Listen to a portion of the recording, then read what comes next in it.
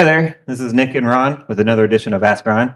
How you doing today, Ron? Doing good, man. We're in the third day of our January virtual quick start school here. So getting these questions answered in the middle at lunchtime.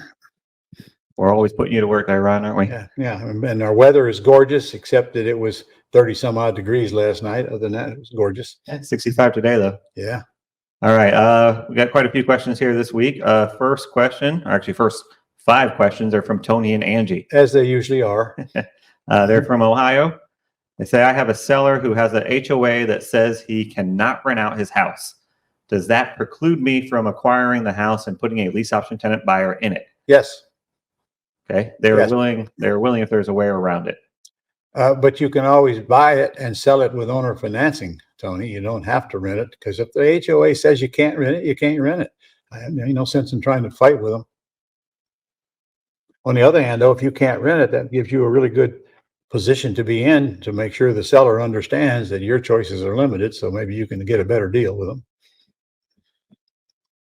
All right. Next question from Tony and Angie says, I am rewatching your Fast Track to Wealth program. On it, you mentioned that even your car should be owned by LLCB of the 4 LLCs.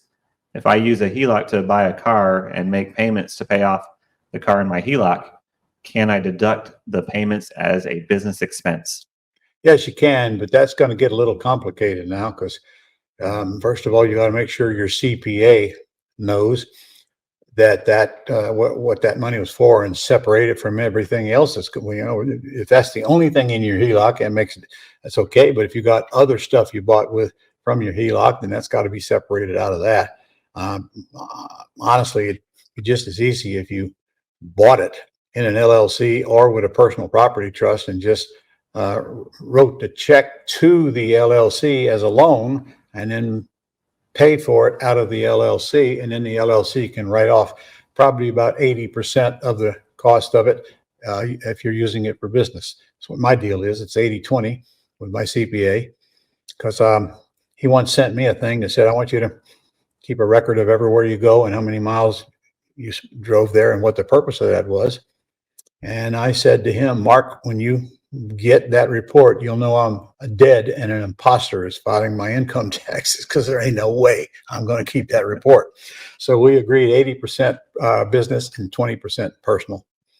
And I think that's fair. Okay. And can you clarify which LLC you wanted to own that again?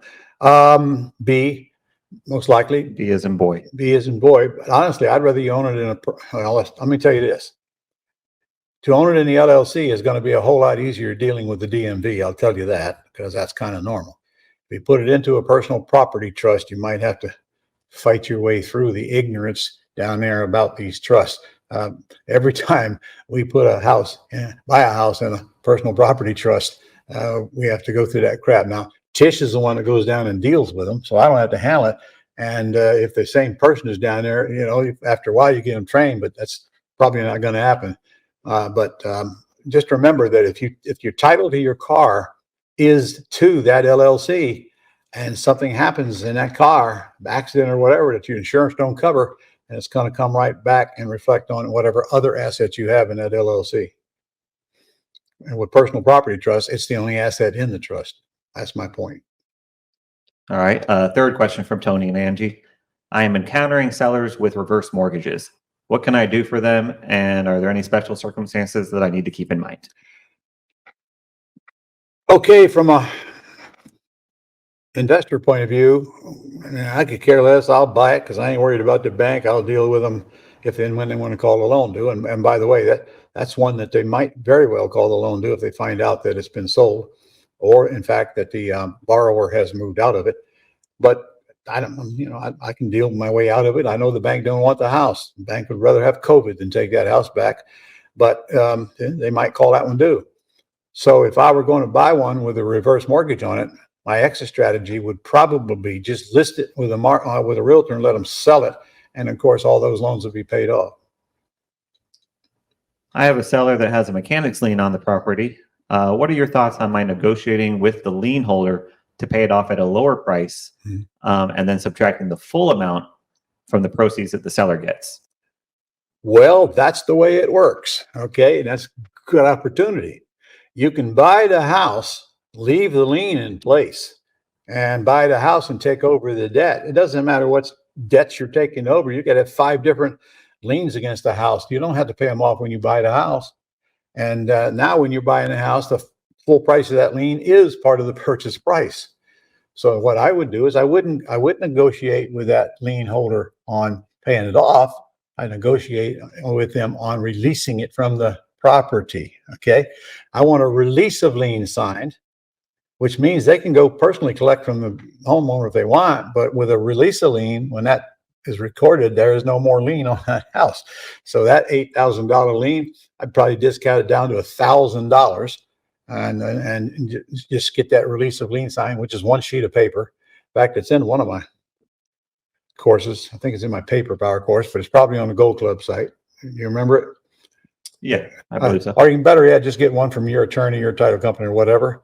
And then again, you don't want to pay it off. Just leave it where it's at, and just have them remove it from the property. Of course, you know they can still go collect it, and I might point that out to them, but they're not going to do it anyway. They've already done it. So now I own the property. The lien's still on it, but as soon as I get that signed, the lien's off of it. When it's recorded, there's no more lien on that property. It's called a release of lien.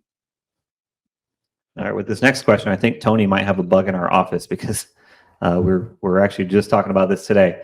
What is the process we should follow to get a proof of funds letter from your office, and how long does it take? Well, I'm so glad you brought that up, Tony.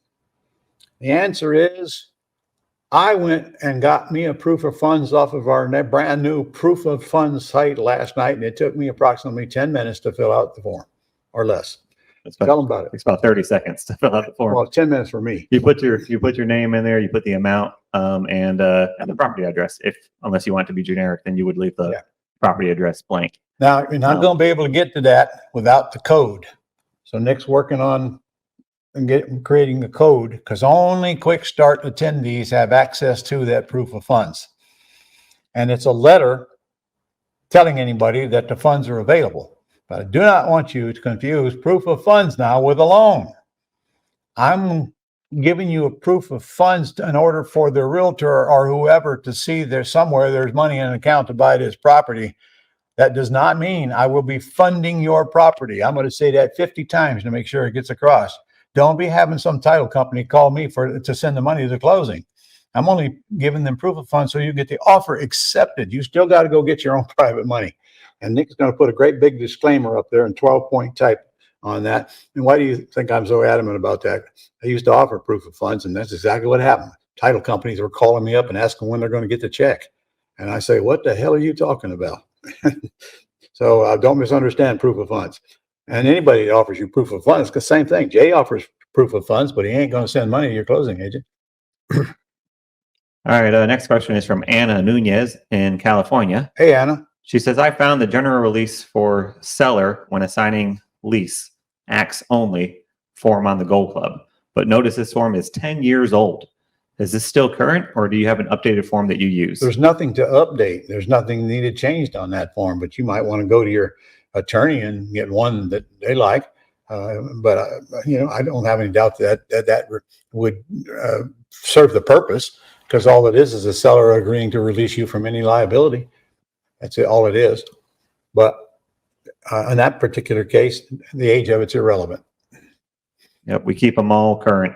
So if you see it up there, then it is the current one. Yeah, your purchase and sale agreement, for your information, is about 30 years old, but it hasn't been changed. Well, at least as far back as I can remember. A lot of it's been changed by me, but there's no need to change it again just because years have gone by. Anna again, should I open a self-directed Roth IRA, structure a land trust, and open 3 LLCs prior to doing any real estate purchases? Absolutely not. Absolutely not. Here's what you need to do. Generate leads, close the call, get a contract, and go worry about all that crap. You can do all that crap anytime you want. You most certainly don't need to have an IRA to go buy a house, and you don't even need an LLC to go buy a house. You can buy a house in a trust, and you be the beneficial interest, and that's fine in the beginning. So you don't need any entity to go buy your first deal. You're going to need them when you decide for sure you're in this thing for keeps, and then you want to get properly structured. Tell you, Is she in California? she is in California. Sorry, and you're looking at $800 a year just for the cost of keeping your LLC out there. I notice people they like to do anything that makes you feel like you're getting something accomplished, like ordering business cards. Yeah. It feels good, but doesn't get you any money. Right. The only thing that matters is generate leads, make closing calls. You master those two, the rest will come to you as you actually are generating some cash flow. All right. Next question is from Charlene in Alabama. She says, I need to build capital and just want to know what is the quickest way to do this with wholesaling. Wholesaling is the quickest way to get a check and the easiest. So that, again, you got to generate leads and call them, ask them what's the least they'll take. And then you got to be able to look up the ARV now. And then you should be able to throw a number at repairs like you've been seeing us do all morning. And that's just to get to the Mayo. And then you should be buying it below that Mayo. And then you won't have no trouble selling it above that Mayo, a little above that Mayo to investors. In fact, you just make to mark my words, you run the ad that you got this junker for sale and you just watch what happens. Phil from Washington says, I subdivided some acreage and want to sell for sale by owner. Which ways, online or otherwise, would you suggest that I use to get the phone ringing? Well, Facebook Marketplace for sure. Craigslist, Zillow, where else? Those are the main three. Yeah. But there's lots of classified ad sites out there. Right. If you got RVA, just tell them to post it everywhere they can post it for free. But you'll probably get it done just on Facebook Marketplace. All right. Those were all of our questions for this week, Ron. All right. See you guys next week. You're at the beginning of a year. I hope you don't waste it and not get any movement going. Remember, it's all about movement. It's all about implementation. It's not about learning. It's about implementing that learning, which is what we're so good at helping you do. And you still got time to sign up for Vegas. We got a half price offer going on Vegas right now. So call us and get the facts on it and join us. What beautiful time to go to Vegas, especially if you're anywhere where there is snow. It won't be snowing in Vegas. See you next week.